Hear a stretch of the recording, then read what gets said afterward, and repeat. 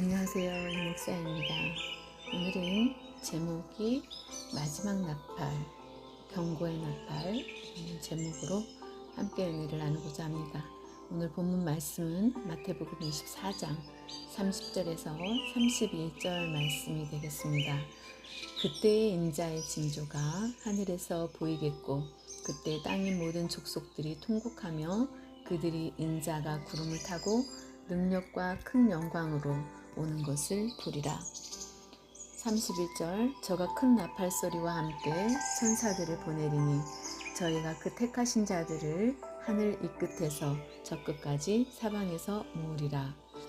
여러분, 예수님은 인간을 죄와 사망으로부터 구원해 주실 구원자로 2000년 전에 오셨던 분입니다. 그런데 성경은 초림하셨던 예수님이 다시 의인을 구원하시고 또 죄와 상관없이 자기를 바라는 자들에게 다시 오시겠다라고 말씀하고 계십니다. 아기는 심판하러 다시 오시겠다. 그렇게 예언이 되어 있습니다. 마태복음 13장 49절 말씀에도 세상 끝에도 이러하리라. 천사들이 와서 의인 중에서 악인을 갈라내리라. 히브리서 9장 28절 말씀에는 이와 같이 그리스도도 많은 사람의 죄를 담당하시려고 단번에 들이신 바 되셨고 구원에 이르게 하기 위하여 죄와 상관없이 자기를 바라는 자들에게 두 번째 나타나시리라. 예수님이 다시 오시겠다라고 말씀을 하셨어요. 이스라엘 백성들에게 죄인을 구원하러 오시는 메시아가 오시겠다고 선지자들을 통해서 계속 예언해 주셨어요. 그래서 그들은 메시아를 기다렸고요. 그러나 메시아로 오신 예수님을, 구원자로 오신 예수님을 그들은 알아보지 못했습니다. 그렇기 때문에 하나님께서는 우리 보고 깨어 있어라, 예비하고 있어라, 준비하고 있어라 그렇게 말씀을 하고 계십니다. 마태복음 24장 42절에서 46절 말씀에 볼 때 이러므로 너희도 예비하고 있으라. 생각지 않은 때에 인자가 오리라. 여기에서 인자는 다시 오실 예수님을 말씀하시는 거고요. 충성되고 지혜 있는 종이 되어 주인에게 그 집사람들을 맡아 때를 따라 양식을 나눠줄 자가 누구뇨. 주인이 올 때에 그 종이 이렇게 하는 것을 보면 그 종이 복이 있으리라. 여러분, 천사가 큰 나팔 소리와 함께 천사들을 보낸다라고 하셨죠. 말씀 선포를 하죠. 그리고 천군 천사들이, 여러분, 천군 천사가 그래 보이지 않죠. 그런데 아브라함에게 천사가 나타났을 때 사람의 모습으로 왔어요. 또 소돔과 고모라 성이 멸망하기 전에 또 하나님이 사람의 모습으로 천사들을 또 롯에게 보내는 사건이 있었습니다. 그래서 천사를 통해서 가르쳐 주셔요. 소돔과 고모라 성이 멸망하기 때문에 빨리 일어나서 산으로 도망가야 된다는 말씀을 해주시죠. 또 마태복음에도 산으로 도망가야 된다는 말씀이 있습니다. 마지막 때를 사는 우리들도 신령한 산으로, 유대에 있는 자들은 산으로 도망가라. 신령한 산을 의미하는 거죠. 하나님이 어떤 가르쳐 주시는 영적인 높이, 깊은 깨달음, 말씀을 깨닫는 지혜를 얻을 수 있는, 그래서 때를 따라서 양식을 나누어 줄 자를 하나님은 찾고 계셔요. 주의 종들이 깨어 있어서 양들을 또 바른 길로 이끌어 가야 된다는 거죠. 때를 따라서 양식을 나누어 줄 수 있는 영의 양식을 말하는 거죠. 그렇게 하면 주인이 올 때에 그 종이 이렇게 하는 것을 보면 복이 있다. 그래서 깨어 있으라, 예비하고 있으라 라고 말씀하시면서 주의 종들이 때를 따라서 양식을 나누어 줄 때 복이 있다고 말씀하시는 거예요. 여기에서 양식은 영의 양식을 말합니다. 말씀의 양식, 또 의의 말씀, 영생의 말씀을 말합니다. 히브리서 9장 28절에도 아까 살펴보았죠. 또 바라는 죄와 상관없이 자기를 바라는 자들에게 오신다. 두 번째로 나타난다. 아멘입니다. 죄의 문제를 완전히 해결받은 사람들에게 하나님이 나타난다는 거죠. 그러니까 마음이 청결한 자들이 천국을 볼 수 있다는 거죠. 시편 1편 5절 그러므로 악인이 심판을 견디지 못하며 죄인이 의인의 회중에 들지 못하리라. 그러니까 하나님을 속일 수 없다는 거죠. 그러니까 다시 오시는 주님이 오시기 전에 다시 오시는 주님은 이제 심판하러 오시는 거기 때문에 준비가 이미 돼 있어야 된다는 거죠. 멸망이 덕과 같이 임하는 사람이 있고 그러나 빛의 자녀들에게는 알게 오신다고 그랬거든요. 고린도전서 15장 51절에서 52절 보라 내가 너희에게 비밀을 말하노니 우리가 다 잠잘 것이 아니요 마지막 나팔에 순식간에 후련히 변화하리니. 그러니까 하나님의 어떤 귀한 은혜로 말미암아 마지막 때에 맞는 말씀의 나팔이 부러질 때 그 말씀을 깨닫는 자들 또 믿고 따르는 자들은 후련히 변화할 수 있다. 그러니까 영생교인가 이단들이 참 많이 나타나죠. 자기들만이 그렇다. 그러니까 성경에 나오는 말씀들을 기인해서 그 사람들이 그렇게 주장을 하는 거죠. 그러나 열매를 보아서 안다고 그랬죠. 진짜와 가짜를 알 수 있는 방법은 열매를 보면 안다는 거죠. 아름다운 열매를 맺어야 된다는 거죠.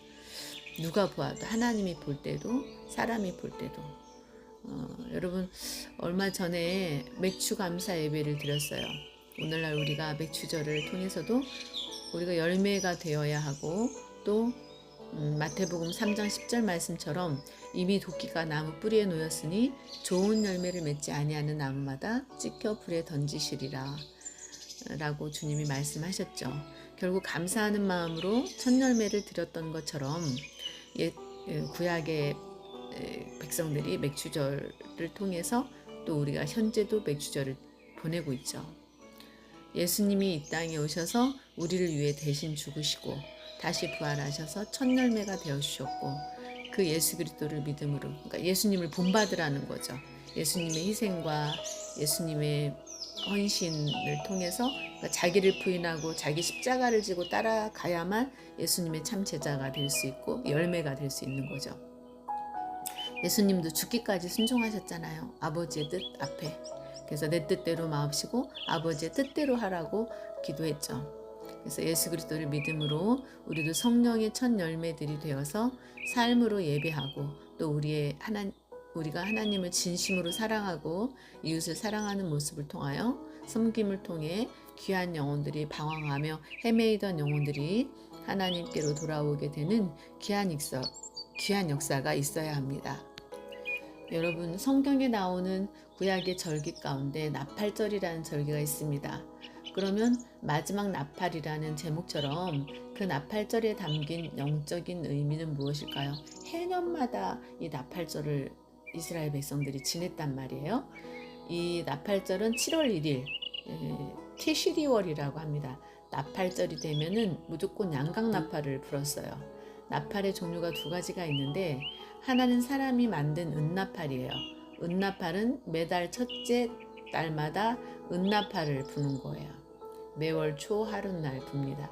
그러니까 첫날도 되게 중요하다는 거죠. 은나팔을 부는 이유도. 근데 7월 1일에 부는 나팔절에 부는 거는 양강나팔이에요. 양강나팔은 순양이 뿔로 만든 나팔입니다. 6월절엔 죽음을 넘어가기 위해 어린 양을 잡아서 문설주에 어린 양의 피를 바릅니다.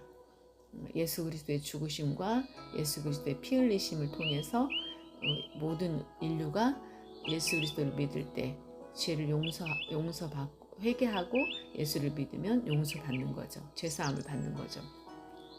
그러면 재앙이 넘어간다는 거죠. 나팔절에는 순양을 잡아서 그 뿔로 만든 나팔을 붑니다. 성경에서 뿔이 의미하는 것은 권세를 의미해요. 여러분 하나님의 생기는 그러니까 그 하나님의 권능, 하나님의 권세, 하나님의 말씀에는 권세가 있다는 거죠. 일반 사람의 말과 다르다는 거죠. 사람이 만드는 것과 사람이 전하는 그거와 다르죠. 그래서 하나님의 말씀에는 특히 어린 양 되시는 예수 그리스도의 말씀에는 권세가 있죠. 그래서 나팔 소리는 하나님의 생기는 구속사적으로 보면은 나팔 소리다. 그 나팔 소리는 곧 하나님의 살아있고 운동력 있는 때에 맞는 영의 말씀,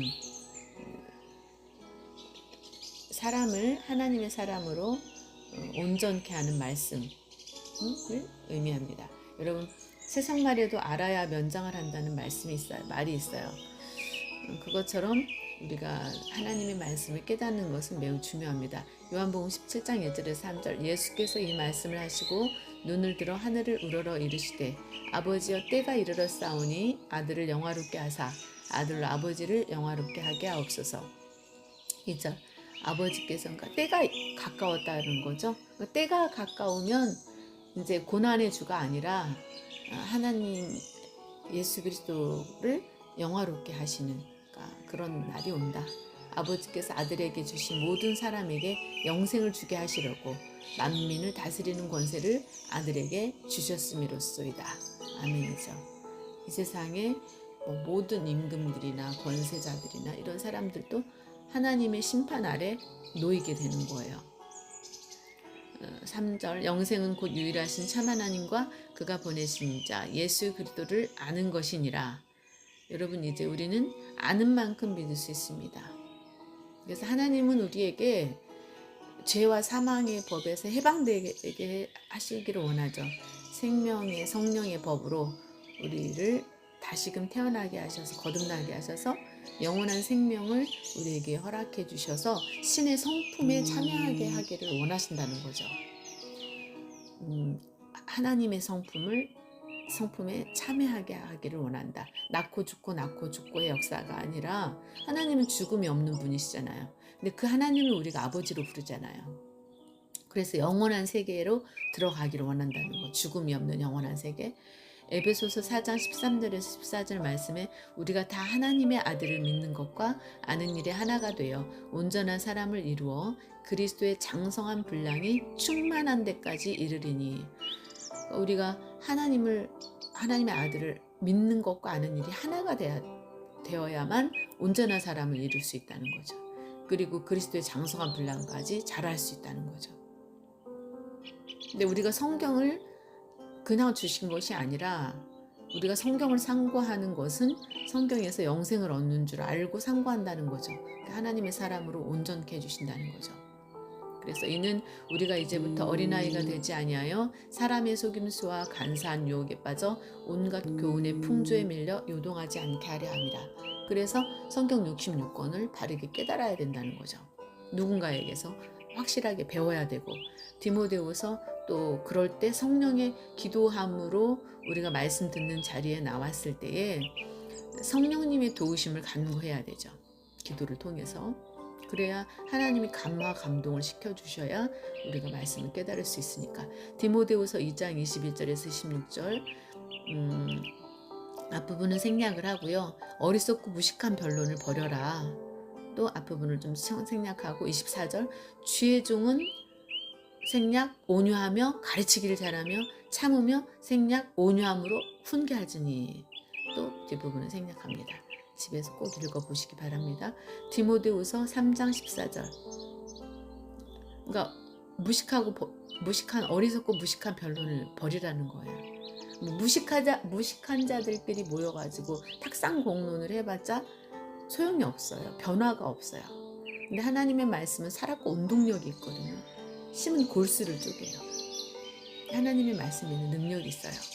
디모데후서 3장 14절에서부터 너는 배우고 확신한 일에 거하라. 16절, 모든 성경은 하나님의 감동으로 된 것으로 교훈과 책망과 바르게 함과 의로 교육하기에 유익하니. 17절, 이는 하나님의 사람으로 온전케 하며 모든 선한 일을 행할 능력을 갖추게 하려 함이라.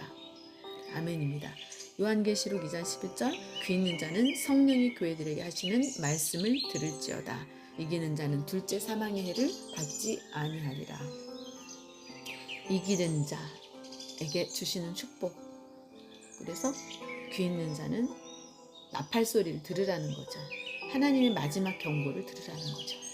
여러분, 오늘 하나님의 말씀에 귀 기울이시고 늘 하나님의 말씀을 읽고 또 누군가에게 하나님의 말씀을 정확하게 배우셔서 정말 때를 준비할 수 있는, 또 하나님 앞에 섰을 때에 부끄러움이 없을 수 있는, 그래서 아름다운 열매를 맺어서 천국 곳간에 들어갈 수 있는 저와 여러분이 되시기를 주님의 이름으로 축원합니다. 오늘도 행복하고 즐거운 날, 또 감사가 넘치는 그러한 날이 되시기를 주님의 이름으로